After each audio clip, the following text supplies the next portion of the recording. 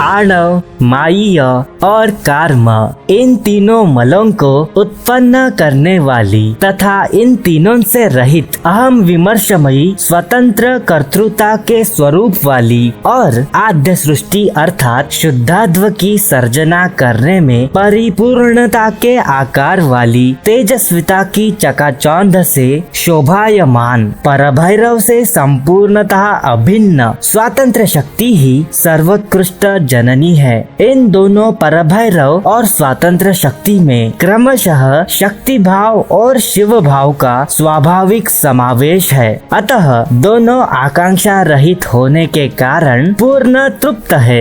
इसी स्वतंत्र शक्ति की शाखा है चित शक्ति, आनंद शक्ति, इच्छा शक्ति, ज्ञान शक्ति और क्रिया शक्ति। इन 5 प्रकार के शक्ति स्रोतों के द्वारा शाश्वत रूप में विश्व प्रसार की अभिलाषा को संपन्न करने से स्वयं नित्य तृप्त रूप वाला परभैरव अनुत्तर तत्व ही सर्वोत्कृष्ट जनक है। इन दोनों के यामल अर्थात शिव शक्ति मेलाप के समरसी भाव से ही प्रसार एवं संहार की स्फूर्ति के स्वभाव को अनुभव करने वाला और सर्वोत्कृष्ट होने के कारण अहम विमर्श रूपी चमत्कार की स्वतंत्रता से परिपूर्ण इस शिवयोगी का हृदय शाश्वत रूप से विकसित होता है, अर्थात उसमें जगदानंद नाम वाली विश्वमयता और विश्वोत्तीर्णता की एकाकारता की दशा का पूर्णतया उदय होता है। शिवता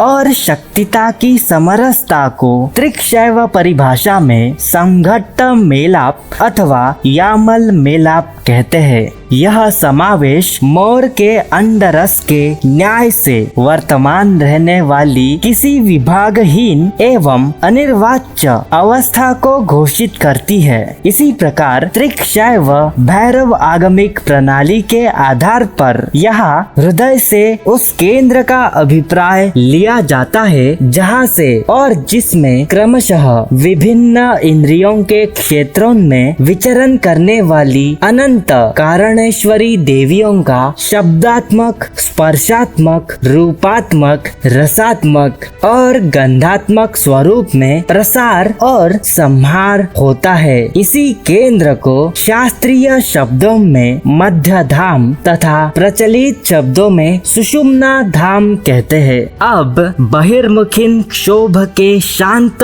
होने पर वास्तविक अनुत्तर भाव की स्थिति में प्रसार एवं संहार की क्रीड़ा करने वाली स्वरूप संवित्ति पराशक्ति होती है, जिसके स्वरूप में ही यह बहिर्मुखीन आभास मानता के रूप में भाषित होने वाला इदंता रूपी विश्व प्रकाशमान है। विश्व को संवित से बाहर अथवा विश्व को असत्य समझना ही क्षोभ है। यह क्षोभ देह, प्राण इत्यादि को स्वरूप से अलग समझने की युग युगों से चली आती हुई भूल के कारण उत्पन्न हुआ है। मनुष्य पशु अपने देहादि को ही इसी भूल के कारण वास्तविक आत्मा समझकर अपने चारों ओर के विश्व को भी स्वरूप से बाहर की वस्तु समझने पर बाध्य हुआ है, परंतु वास्तव में देह, प्राण इत्यादि तथा समूचा विश्व ही संवित का अर्थात सार्वभौमिक चेतना का विकास है और संवित के गर्भ में ही अवस्थित भी है। हमारे चारों ओर दिखाई देने वाला विश्व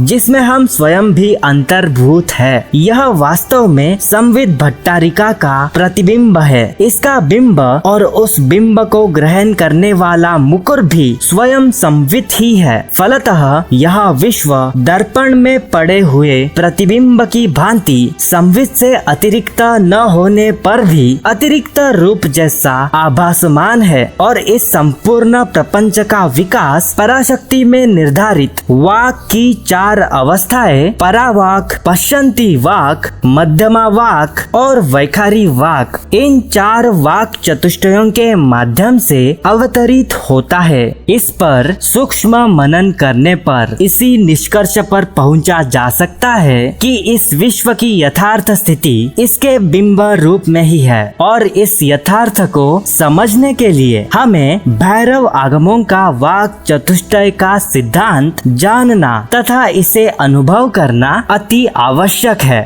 तो आज के इस एपिसोड में मैं भैरव आगमिक वाक सिद्धांत तथा वाक चतुष्टय अर्थात वाक के 4 स्तरों की पारंपरिक परिभाषा आपके समक्ष प्रस्तुत करूंगा और इन चारों स्तरों को एक स्वतंत्र शिवयोगी किस प्रकार अपने जीवन में अनुभव करता है इसका रहस्य उद्घाटन भी प्रस्तुत करूंगा। जय माँ काली दोस्तों, मैं हूँ नाग कुमार।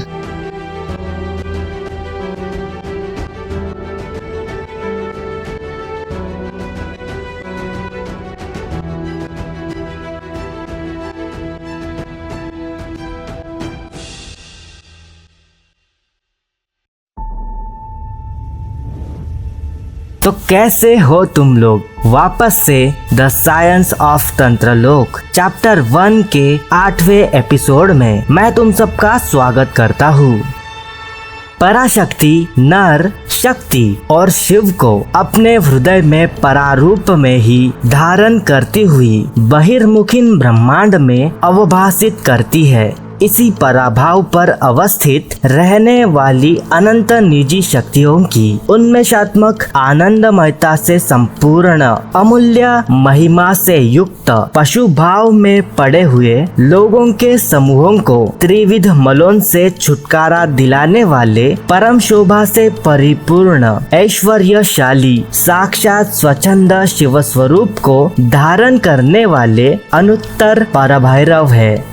यद्यपि परभैरव प्रतिक्षण 5 प्रकार के पंचकृत्यों को करते ही रहते हैं, तो भी वास्तव में उनका स्वरूप केवल अनुग्रहमय ही है। परभैरव चित्त, आनंद, इच्छा, ज्ञान और क्रिया इन 5 शक्ति स्रोतों के द्वारा शाश्वत स्वरूप में सृष्टि, स्थिति, संहार, निग्रह और अनुग्रह यह 5 विश्वात्मक कृत्य युगपथ ही करते रहते हैं। त्रिक शासन के अनुसार इन 5 कृत्यों में से अंतिम अनुग्रहात्मक कृत्य ही अवशिष्ट 4 कृत्यों की आधारशिला है। फलतः शक्ति का स्वरूप केवल अनुग्रह ही है। कारण यह कि वे सदैव अर्थात अवशिष्ट सृष्टि, स्थिति, संहार और निग्रह इन 4 कृत्यों को संपन्न करने के अवसरों पर भी केवल और केवल अनुग्रह का ही स्वरूप धारण करने वाली पराशक्ति के द्वारा ही प्रधानतया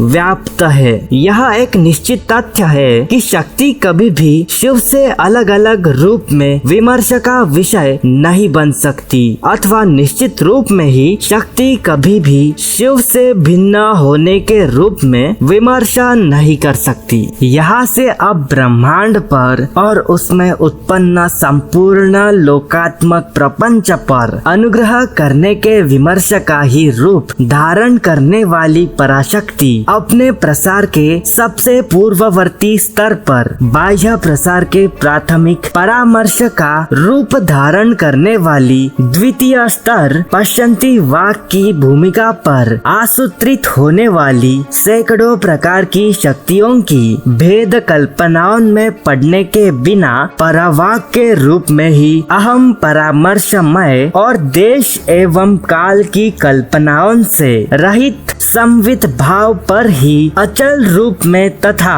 ध्वनिहीन ध्वनि के रूप में अवस्थित रहने के कारण अगले स्तर पश्यंती वाक की भूमिका पर विकास में आने वाली प्रश्न रूपता और उत्तर रूपता में भी स्वयं उसी विभाग से रहित रूप में व्याप्त होकर रहती है। सरल शब्दों में इसका तात्पर्य यह है कि परावाक यद्यपि स्वयं ही पश्यंती वाक, मध्यमा वाक और वैखारी वाक के रूप में संचार करती है, तथापि अपने पराभाव को कदापि नहीं छोड़ती। अतः वह अवशिष्ट पश्यंती, मध्यमा और वैखरी वाणियों में स्वयं अपने अक्षुण्ण रूप में अनुष्ठित होकर रहती है। परभैरव के स्वरूप में परावाक, पश्यंती वाक, मध्यमा वाक और वैखरी वाक इन चारों वाक चतुष्टयों की अर्थात वाक शक्तियों की विद्यमानता तो है, परंतु स्मरण रहे कि परभैरव की चित्त शक्ति और आनंद शक्ति में परावाक शक्ति ठहरी है, इच्छा शक्ति में पश्चंती वाक ठहरी है, ज्ञान शक्ति में मध्यमा वाक ठहरी है और क्रिया शक्ति में वैखरी वाक ठहरी हुई है। और यही वाक चतुष्टय परभैरव के अनुग्रह से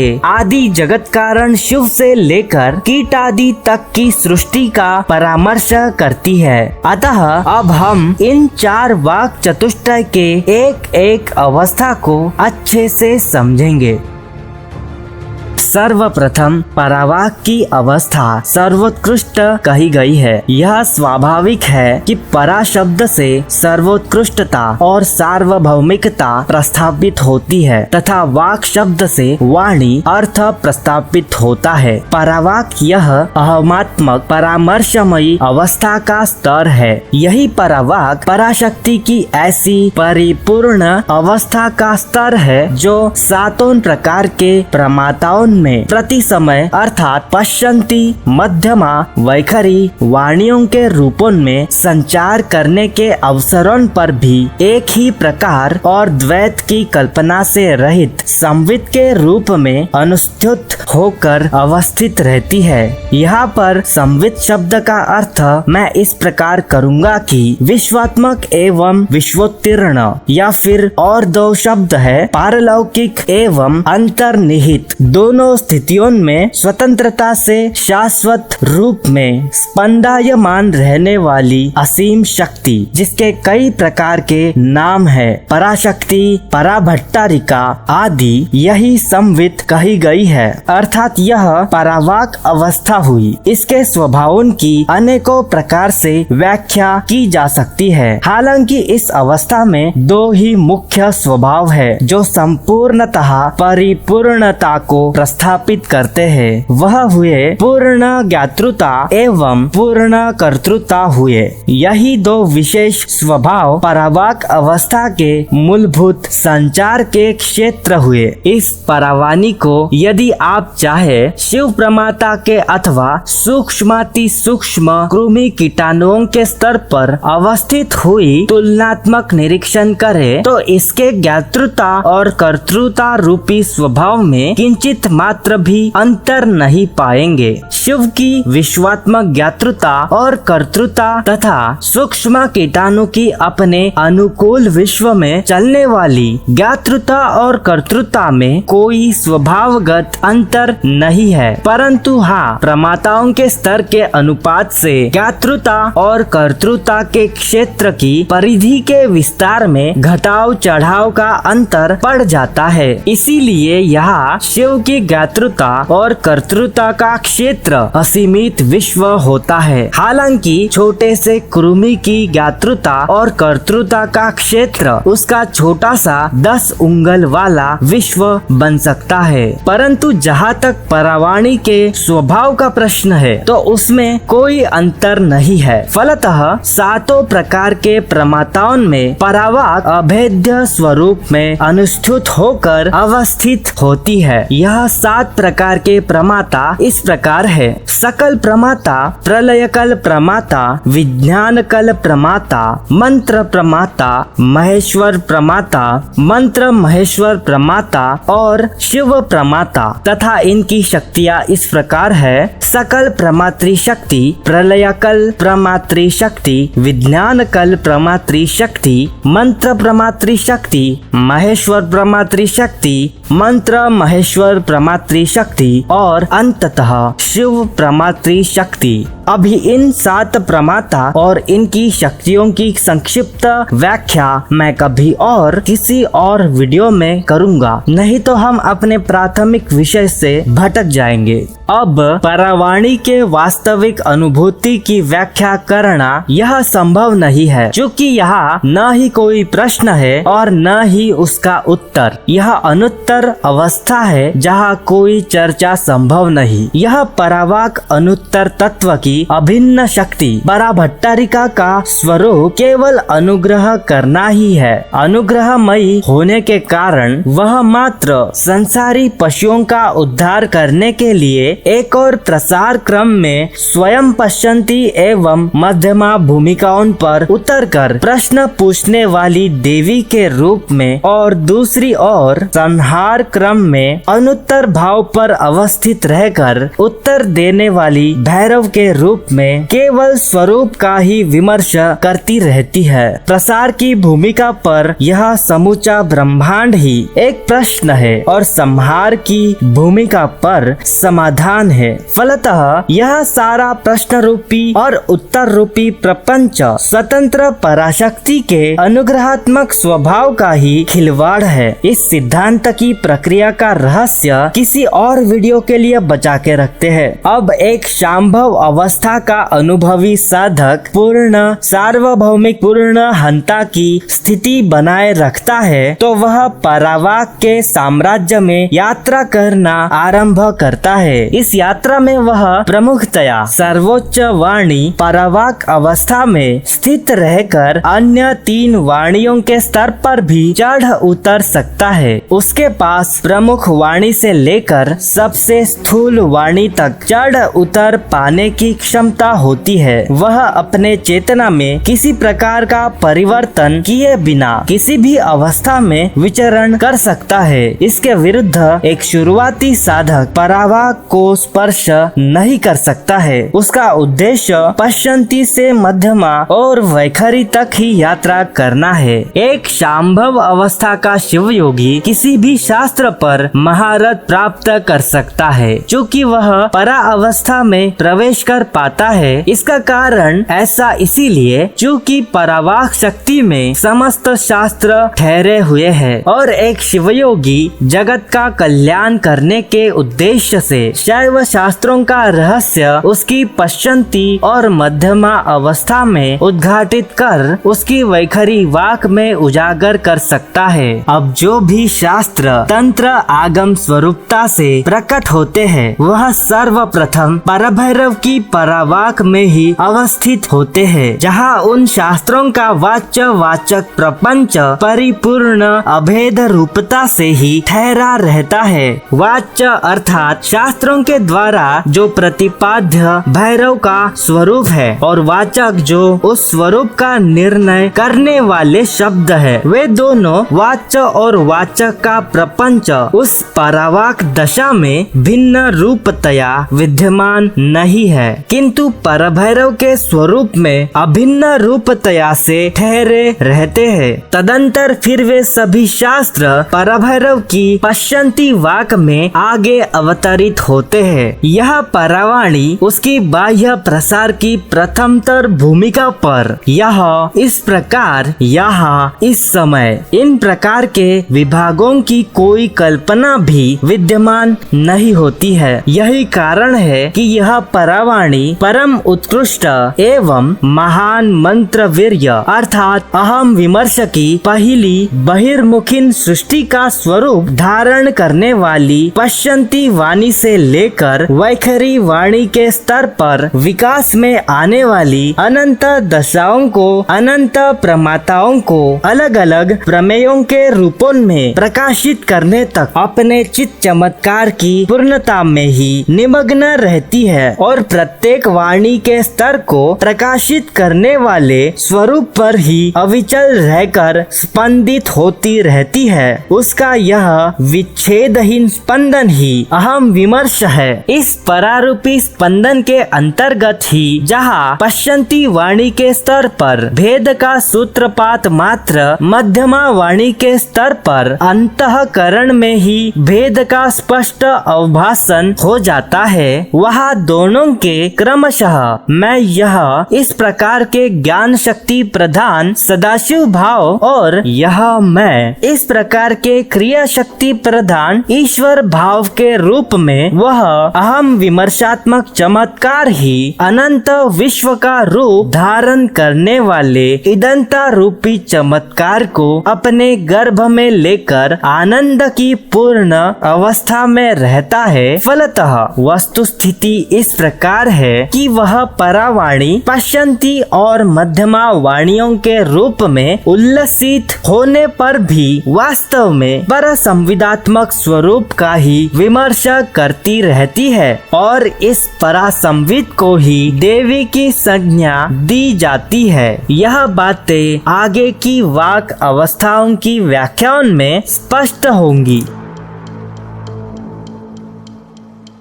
अनंतर द्वितीय स्तर पर पश्यंती वाक की अवस्था उत्कृष्ट बताई गई है। यह परावाक के प्रसार का द्वितीय स्तर है जिसे पश्यंती वाणी कहा गया है, जो सूक्ष्म होती है। सरल शब्दों में अपने स्वातंत्र से स्वयं परमेश्वरी परावाक जब बाह्य उल्लास की आकांक्षा से चित्त प्राधान्य की अवस्था में अभिदृष्टा मात्र रहती है, उसमें वाच्य वाचक रूप वर्णोदय की स्थिति नहीं होती और यहाँ वह पश्यंती वाक कहलाती है। अभी जब परावाणी पश्यंती वाणी की भूमिका पर एक स्तर नीचे आती है तो उत्तरोत्तर विकास में आने वाली वाचक विश्व और वाच्य विश्व की भिन्नता का आंतरिक रूप में सूक्ष्म आसूत्रण होने लगता है। अतः यह अभी केवल ईष्यमाण अवस्था ही होती है। ईष्यमाण अवस्था स्थूल इच्छा की सूक्ष्माति सूक्ष्म प्राथमिक स्फुरणा को कहते हैं। फलतः पश्यंती अवस्था में वाचक और वाच्य एकाकार ही हुआ करते हैं। इससे यह बात सुनिश्चित हो जाती है कि प्राथमिक ज्ञान के क्षण पर अर्थात पश्यंती के स्तर पर भी प्रस्तुत होने के अवसर पर भी परावाणी में किसी प्रकार के भेद की स्फुरणा विकास में नहीं आई होती है, क्योंकि पश्यंती वाणी की भूमिका पर वाच्य और वाचकों की विशेषता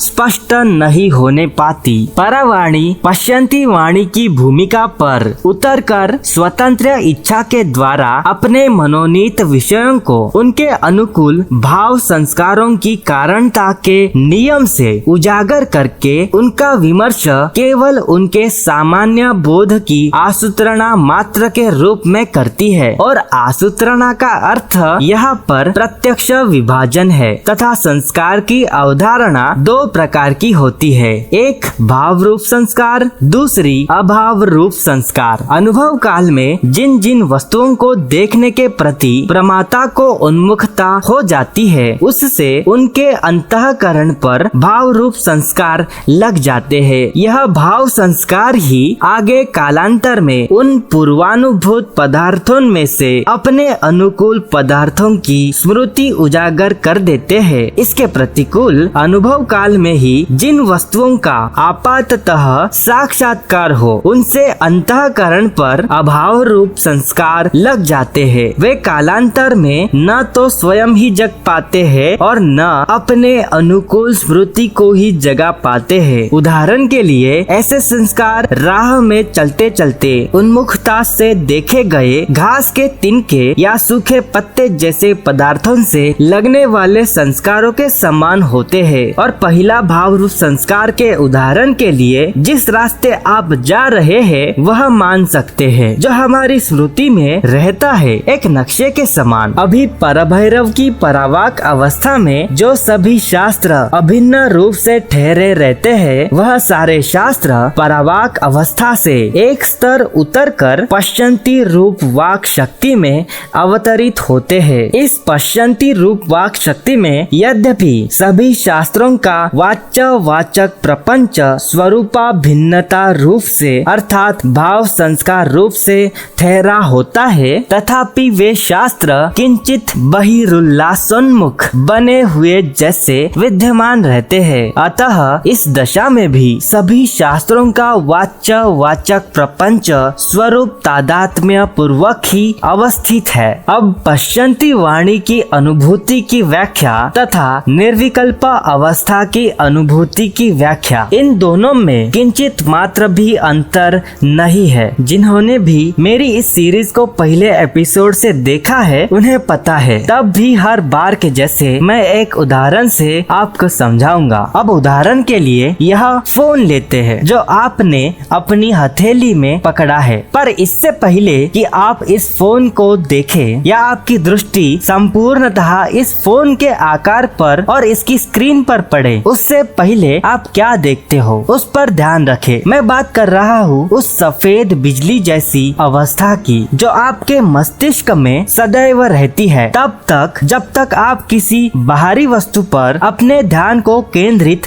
न करें। और इसे आप वैसे भी पकड़ सकते हैं कि आप निरीक्षण करें कि अभी आपके हथेली और आपके फोन की स्क्रीन तथा आपकी दृष्टि के बीच की शांति को या खालीपन को, जिस पर अगर आप ध्यान से निरीक्षण करें तो आप उस सफेद बिजली की अनुभूति कर सकोगे। इसकी अनुभूति का लक्षण यह है कि मन मस्तिष्क एक क्षण के लिए बाहरी वातावरण को भूल जाता है और आपको उस अनुभूति का अनुभव होने लगता है। वैसे तो मैं इसे आनंदमयी अवस्था कहता हूँ, परंतु त्रिकशासन के दृष्टिकोण से यह आंशिक रूप से अविभाजित और अभेद्य निर्विकल्प अवस्था है और इसके साथ ही यह आंशिक रूप से विभेदित विकल्प अवस्था है। यह सतर्कता की वह केंद्रित और अविभाजित सूक्ष्म दृष्टि है जो निरीक्षण के दृष्टिकोण से किसी भी वस्तु की धारणा की ओर बढ़ती है। अपनी इस निरीक्षण की सतर्कता के बिंदु पर आपको या तो सफेद रंग या तो बिजली चमकते समय जो रंग उस चमकती बिजली का होता है इस प्रकार से दिखाई देता है, या फिर ऐसी अनुभूति होती है कि जैसे बिजली चमकी हो, या तो फिर किसी साधक को कुछ भी नहीं दिखे, सब कुछ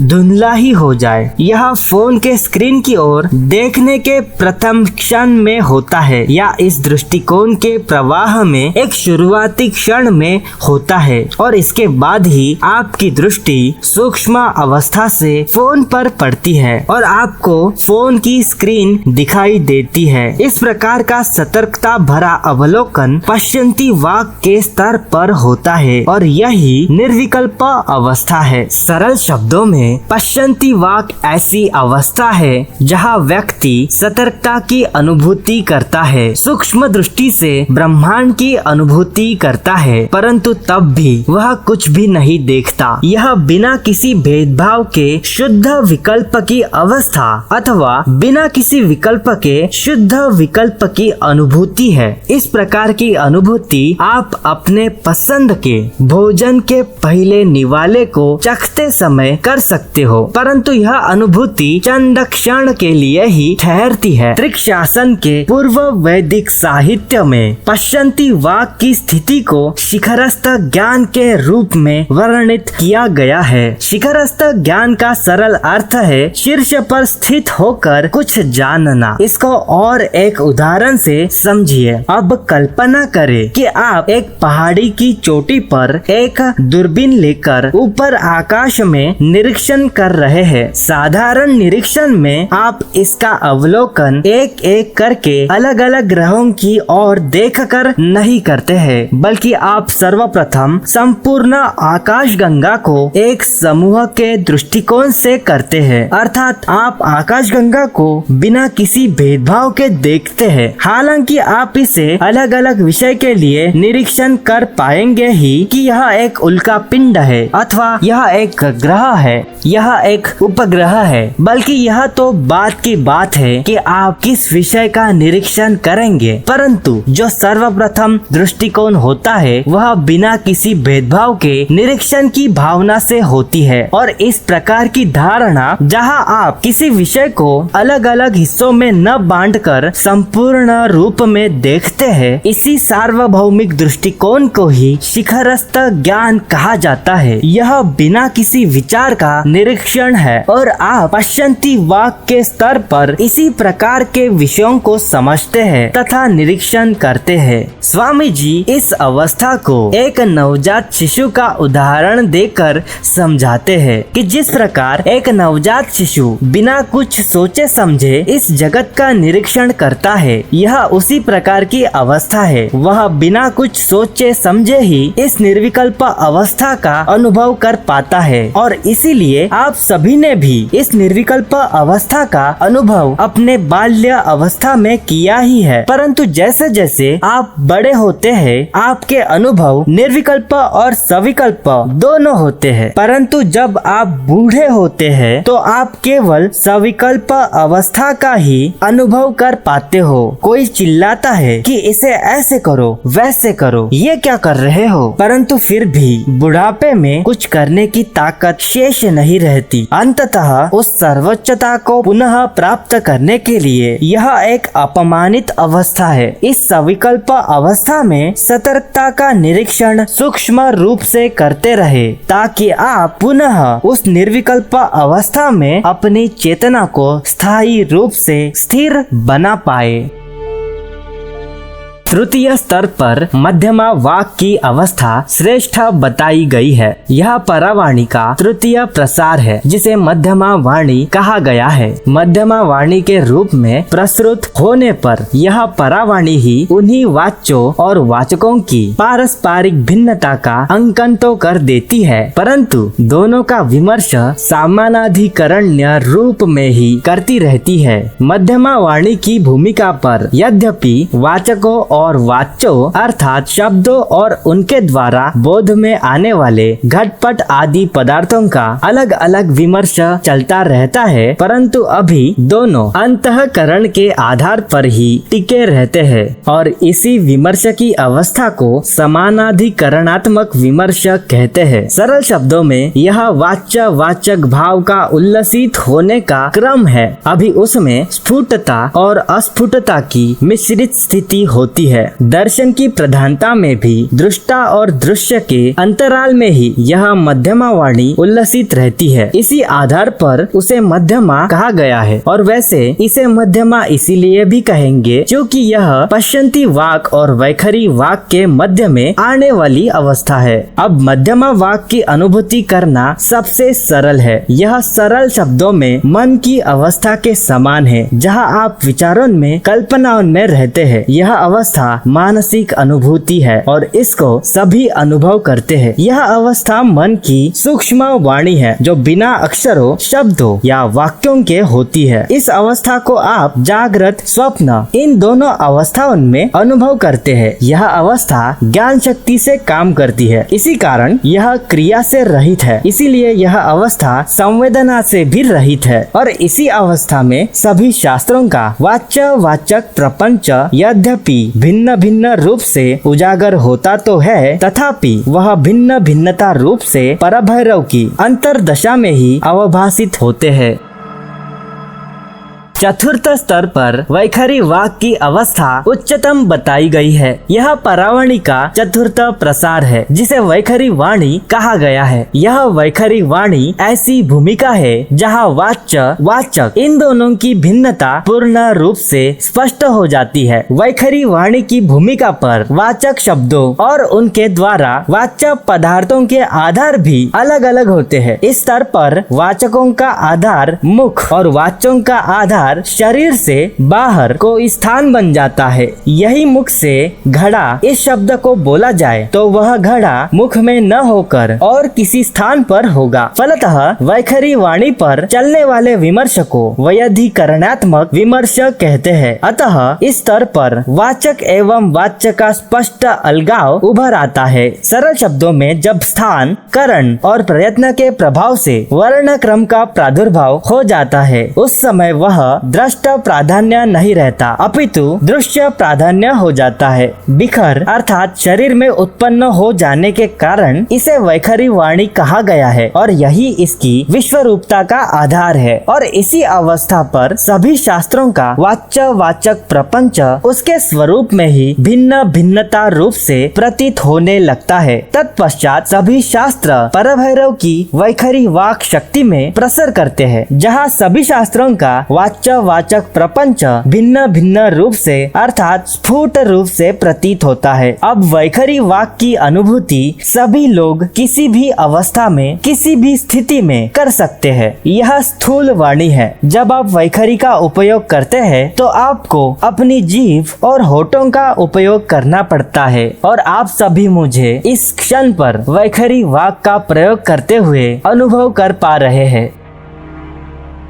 यहाँ तक इन 4 वाक अवस्थाओं का पारंपरिक परिचय पर्याप्त से अधिक है। अब परावाक को अगर न गिने तो पश्यन्ति, मध्यमा और वैखरी, यह 3 अवस्थाएं क्रमशः सूक्ष्मतम सूक्ष्म और स्थूल कहलाएंगी तथा परावाणी को यहाँ न गिनने का कारण वह चर्चा का विषय नहीं बन सकती, जो मैंने पहले ही स्पष्ट कर दिया है। यह स्थूल वाणी वैखरी वाक है, सूक्ष्म वाणी मध्यमा वाक है तथा सूक्ष्मतम वाणी पश्यन्ति वाक है। इस प्रत्येक वाणी की अवस्था की भी अलग अलग 3 स्थूल, सूक्ष्म और सूक्ष्मतम अवस्थाएं हैं। इसीलिए स्थूल पश्यन्ति, सूक्ष्म पश्यन्ति, सूक्ष्मतम पश्यन्ति और स्थूल मध्यमा, सूक्ष्म मध्यमा, सूक्ष्मतम मध्यमा। इसी प्रकार स्थूल वैखरी, सूक्ष्म वैखरी, सूक्ष्मतम वैखरी, यह 9 उप अवस्थाएं होती है। त्रिकशासन के अंतर्गत इन प्रत्येक वाक अवस्था को उसकी उपवाणी के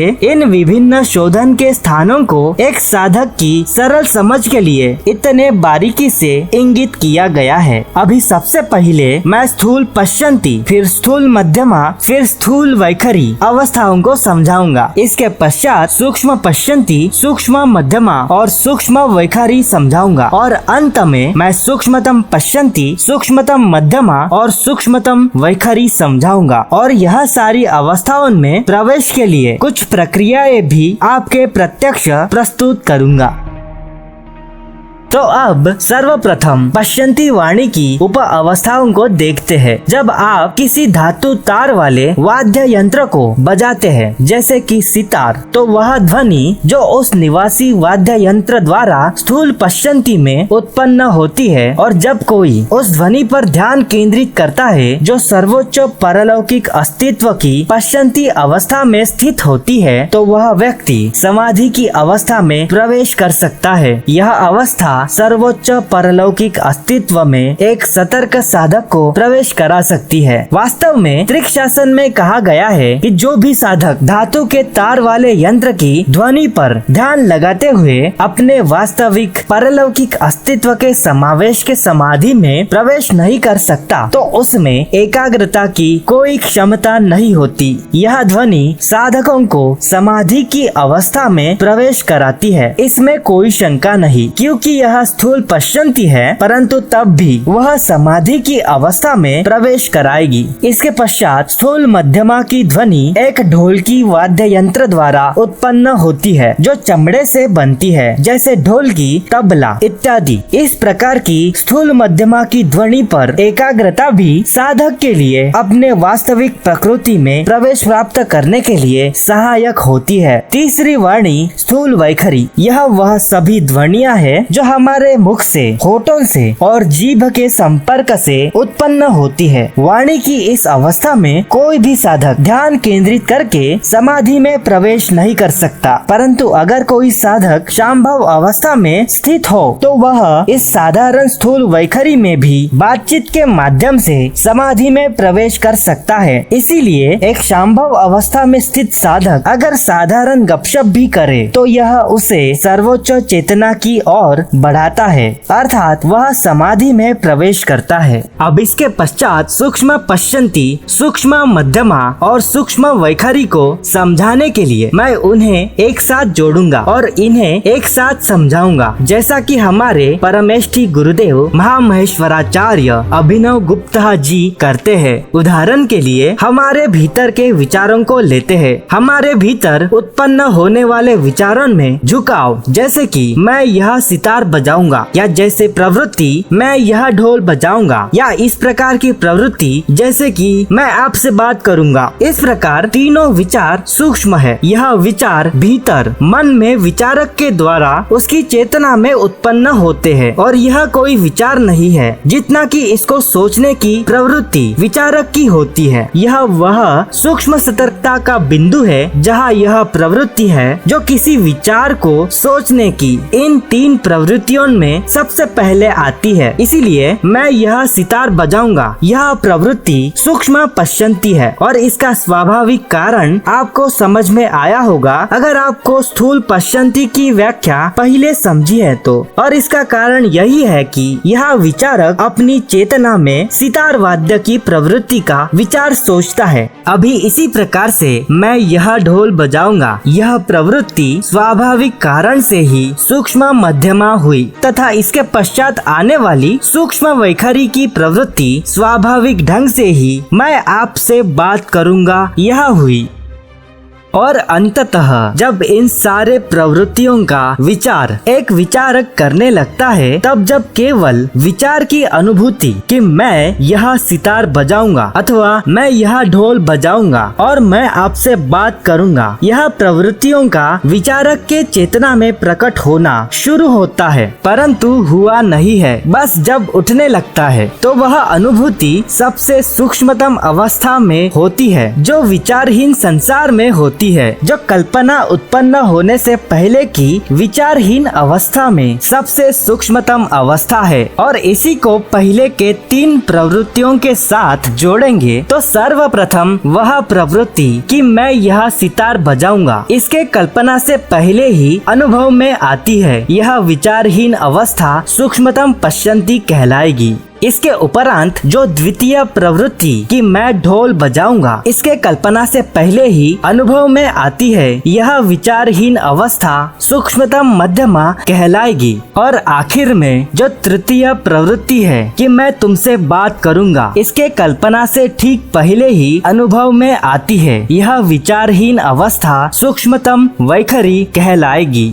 अभी जो भी शिवयोगी शांभव अवस्था में समावेश प्राप्त कर चुका है, यह किसी भी वाक अवस्था में यात्रा कर सकता है। वह शांभव अवस्था में स्थित होने के कारण अभी उसके लिए यह किसी भी वाक की अवस्था में प्रवेश करने के लिए किसी भी प्रकार का प्रतिबंध नहीं होता। वह प्रत्येक वाक में प्रवेश करते हुए भी शांभव अवस्था में रह सकता है। यह शिवयोगी स्थूल पश्यंती मध्यमा वैखरी, सूक्ष्म पश्यंती मध्यमा वैखरी और सूक्ष्मतम पश्यंती मध्यमा और वैखरी, इन अवस्थाओं में यात्रा करते हुए स्वयं की वास्तविक पारलौकिक अवस्था में बने हुए रह पाता है। यह शांभव अवस्था की महानता है। हालांकि शाक्तोपाय का साधक अर्थात जिसने शाक्तोपाय के उपायों को अपनाकर पारलौकिक चेतना में समावेश प्राप्त कर लिया है, उसके लिए वाक की केवल 2 अवस्थाओं में यात्रा करना संभव है। वह है सूक्ष्म और सूक्ष्मतम। और यदि वह स्थूल अवस्था में यात्रा करने का प्रयास करे तो वह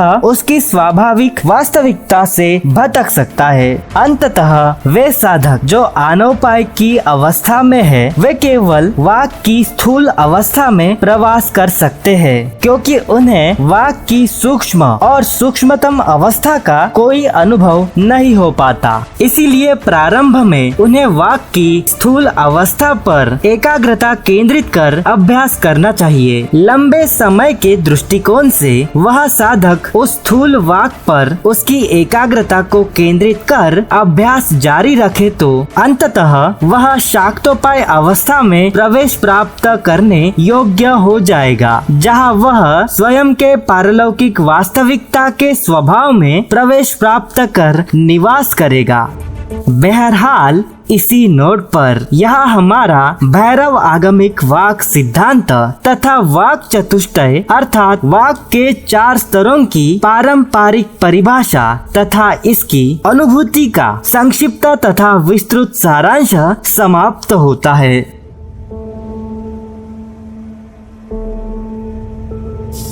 तो बस यार, इस वीडियो में इतना ही। अगर वीडियो में कुछ समझ ना आया हो तो कमेंट करो, मैं रिस्पॉन्स करने का प्रयत्न जरूर करूंगा। या फिर तुम लोग मेरा टेलीग्राम ग्रुप भी ज्वाइन कर सकते हो और वहाँ भी मुझसे बात कर सकते हो। अगर तुम्हें ये वीडियो पसंद आई तो लाइक कर देना और साथ ही इस वीडियो को अपने अपने स्पिरिचुअल ग्रुप्स में शेयर भी कर देना, ताकि हमारी थोड़ी रीच बढ़े। और अगर तुम चैनल पर कहीं से भी नए आए हो तो सब्सक्राइब करो यार। तो बस यह है इस वीडियो का अंत और मैं तुमसे मिलूंगा अगली वीडियो में। तब तक के लिए जय माँ काली।